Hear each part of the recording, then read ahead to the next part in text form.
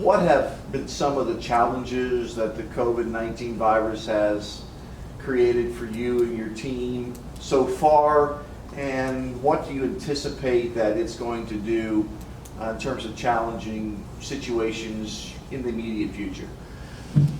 From talking to the players, I think it's not having them around campus, and we had to kind of stop the practices pretty early. We stopped in March with the season and all. That was a challenge, but we've been staying in touch quite a bit.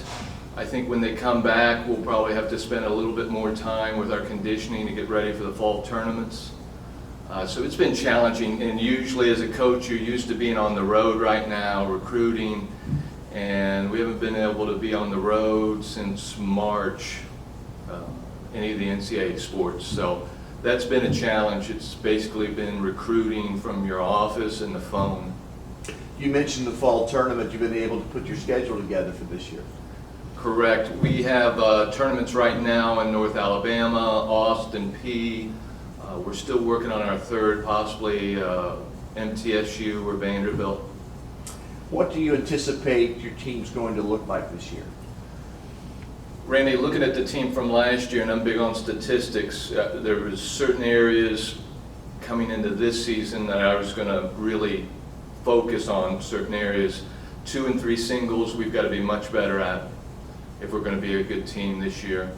I feel last year we could only put 2 good doubles teams together, it seemed like every match. So the challenge is going to be finding that third team that is consistent.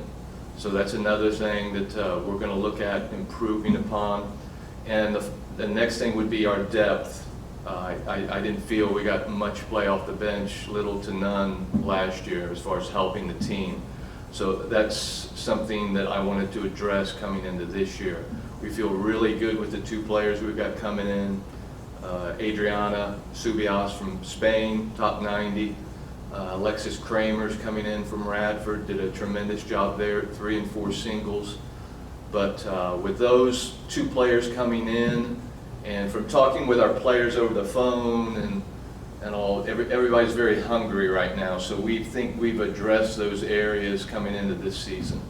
The progress that the program has undergone during your leadership. You took over a situation where you really didn't have any players returning from the previous coaching staff, so you had to start from scratch. Talk about maybe the progress the program has made in your first 2 and now into your 3rd year.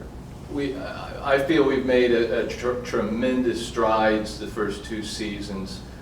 What people look at, unfortunately, is they go back and say, well, this team was at this point this year. We restarted the program basically when I came here. There was nobody coming back, there was no players. It was July, we had 6 weeks till school started, so it was a total restart of the program here. To be sitting here and coming off 6 wins last year, and we felt like we could have got to 10 by the end of the season, we feel like we've made strides. But as I talked about earlier, we've got 3 or 4 things we've really got to nail down this year to take that next step with this group coming in.